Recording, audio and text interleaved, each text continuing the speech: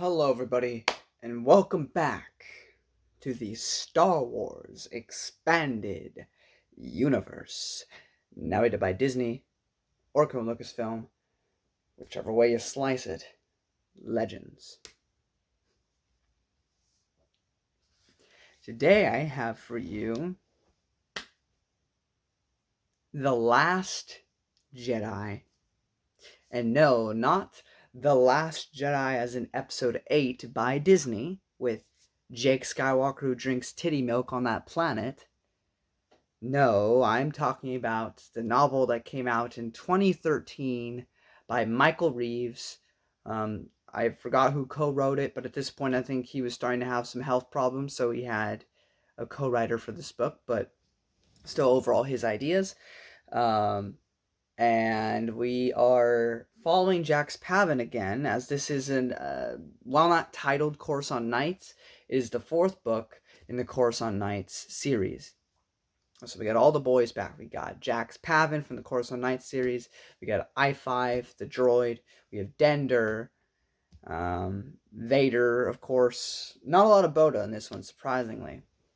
And I guess the reason they did not call it Coruscant Nights 4 is because the whole Coruscant Nights series, the characters all remain on Coruscant for all the books. Since the character Jax Pavin is jumping around to different planets in this book, it's not called Coruscant Nights, it's called The Last Jedi. Just found it really funny that it's titled that, considering a few years later, Episode 8 would use the name for their film. Even though it's not a very similar story, but here's what it is.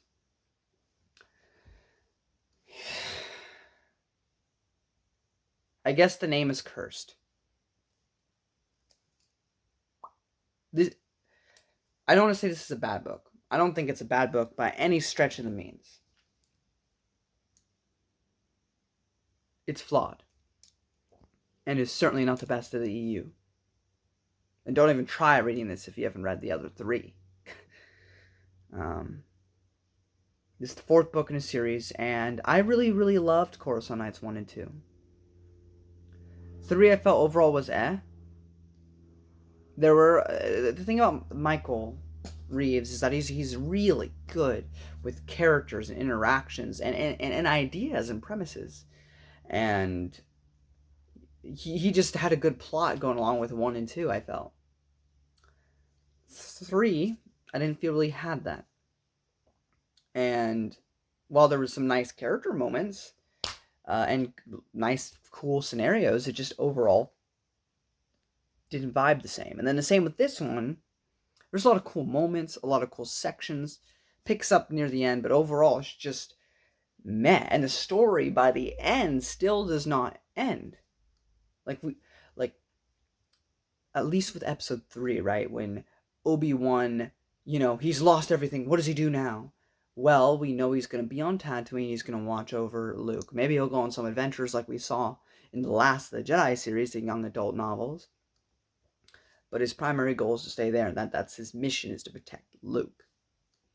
Or, even with Ferris Olin by the end of the last of the Jedi series, we know where he stands. We know where he'll be. He's watching over Leia on Alderaan. What do we get by the end of the... Because here's the thing.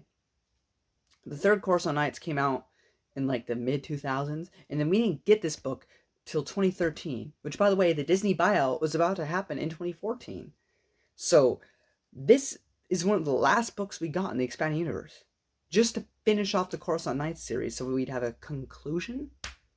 But we still don't know what Jax is going to do. As far as we know, he's just going to continue fighting a good fight and trying to rebuild the Jedi Order. But you're not around in episode 4. So what happened? Where did you go? I wanted those conclusions. I wanted to know why Jax is not a factor in episode 4. Because Vader is very adamant about getting this guy, and he seemingly doesn't care by episode 4, so something happened. Either he thinks he's dead, or he's actually dead, or, there has to be a reason why this stuff doesn't matter anymore down the road. And this book does not conclude. It just doesn't. It doesn't. And this book just, it drags, and it drags, and it drags. And I just, there's, let me stress, there are a lot of good moments in this book. Parts that actually had me really excited. Other people other people in the fandom might be pissed off, but I was excited about it. But so much of it just felt unnecessary. Like the plot of the book. I haven't gotten into that. Let me tell you. Stuff happens at the beginning of the book. We lose a character. I'm not going to tell you which because spoilers. Barely early on, this affects Jax negatively. And then the leader of Whiplash, the resistance movement, gets captured by the Empire. And Jack's goal is to save him. That's the whole plot of the book. And it's like a 440-page book. This book did not need to be 440 pages long to tell this story.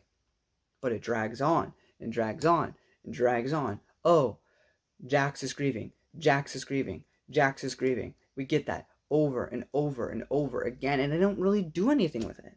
Besides, I guess Jax is struggling a bit more with the dark side in this one. Like, will he use this Sith holocron that he's found, or whatever? Like,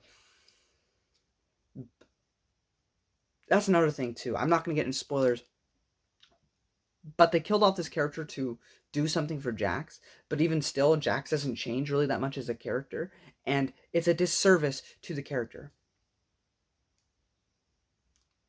I'll talk about it more in spoilers, but it is a disservice.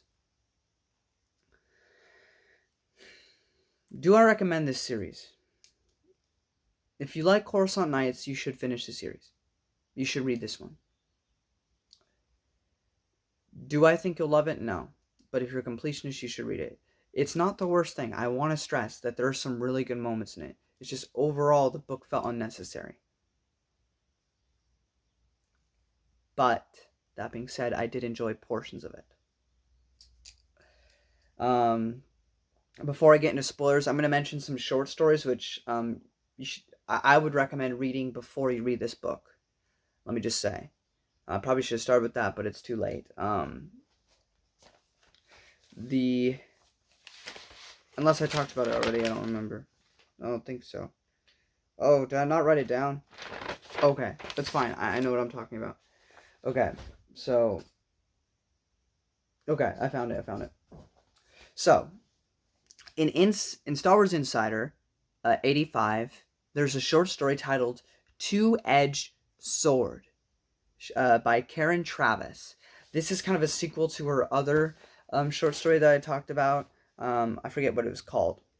But it's just a little story with Vader, and it kind of dwells slightly into the relationship between him and Palpatine, and how he's always thinking like, is out Palpatine trying to teach me a lesson or train me or betray me, like the relationship of the Sith, ever antagonistic toward one another.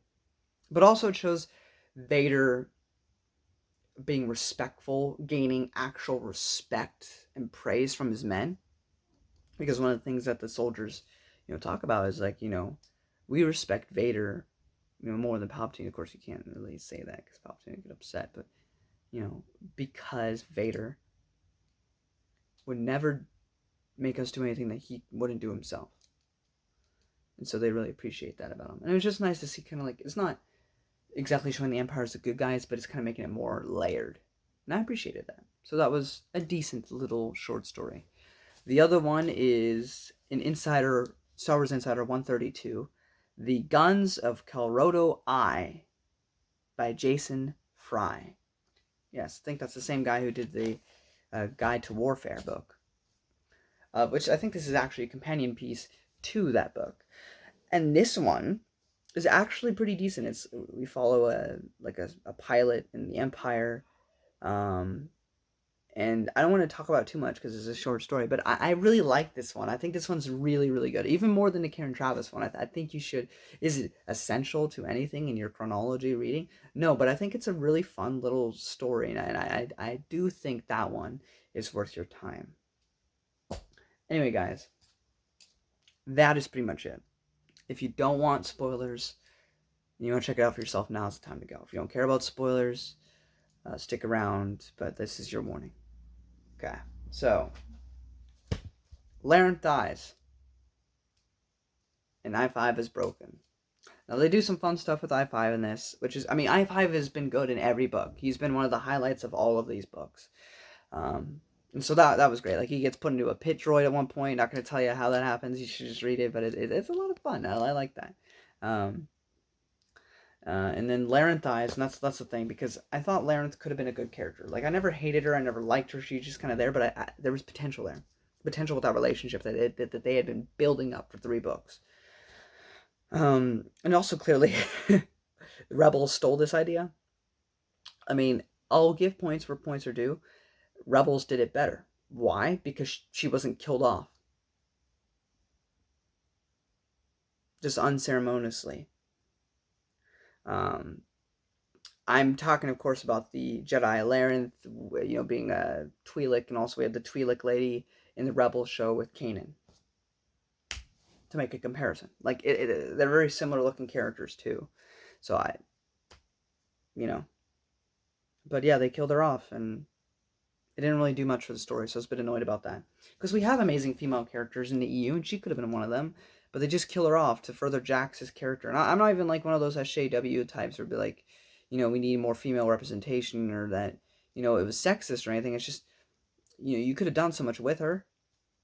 And to kill her off is just like a plot device for Jax. Just felt was a bit lame. One thing that is admirable about this book is it tries to fix TCW contradictions with Mandalore and Dathomir, because Jax visits Mandalore, he also visit Dathomir, though I don't think he did too good of a job with Mandalore, because the way I've done it is that the Mandalore we see in TCW is basically America on planet Earth. The rest of the planet Earth, it does not follow America, right? Or like they're not under the government of America, because they're the rest of the world. America's big, but it's small in comparison to the rest of the entire planet.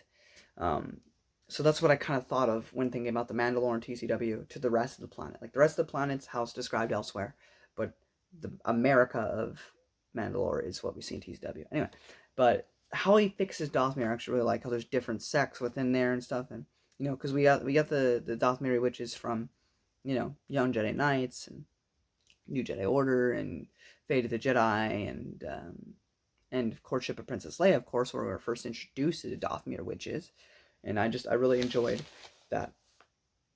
Also, Prince Caesar returns in this book. He was in the first one as well, and every single scene with him I really enjoy. I really enjoy seeing Caesar this early on. I enjoy his character. I enjoy seeing him. So I appreciated his inclusion, and everything with him I really enjoyed. Lastly, here's a big one for you. Completely left field. Didn't expect this to happen in this book. Jax Pavin, after reading a Sith holocron, flow walks? I mean, it could be something else, but it seems very much so to be the flow walking from Legacy of the Force with Jason Solo. And that's what I was talking about, where some fans would be really excited about that and some fans would be really pissed. I was personally really excited about that. I was like, what? Like, because it's not even one of the authors who worked on Legacy of the Force, and yet they included the flow walking thing here, which I just thought was mind-boggling. So I thought that was actually pretty cool. Other fans who hate Legacy of the Force would be super pissed off about this inclusion, but I was all for it, and the continuity, bringing that in, I love it. I'm all about continuity and stuff, so I loved seeing it, because literally no one else really uses that technique, not even Luke Skywalker, just Jason Solo. To see anybody else use it was kind of interesting, so I was fairly pleased with that. So like I said, there's good moments in here. Overall, though, it just felt like a drag to get through a good portion of the book. I mean, I got moments where I was like, ee! But there are other parts where I'm like, oh, this is still going. So overall, I think the Coruscant Nights series is okay.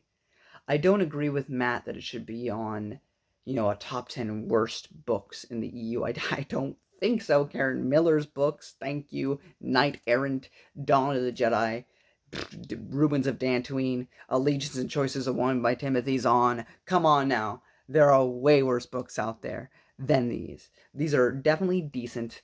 I think Coruscant Nights 1 and 2 get a B if I were to do a ranking. I think Coruscant Nights 3 gets a D, and The Last Jedi gets a C for being painfully average and boring at parts. I don't usually do that, but, that's how it is. Anyway, guys, thank you all so much for watching. Up next, I will talk about something unofficial that does not count. It's not a part of the Expanded Universe timeline, but I will slightly mention it, which is another Hand of Thrawn 45 fanfiction that finishes off the Coruscant Nights series. And then we move forward to a Boba Fett comic series before taking a small break to read some Dune. Till then, guys, may the Force be with you.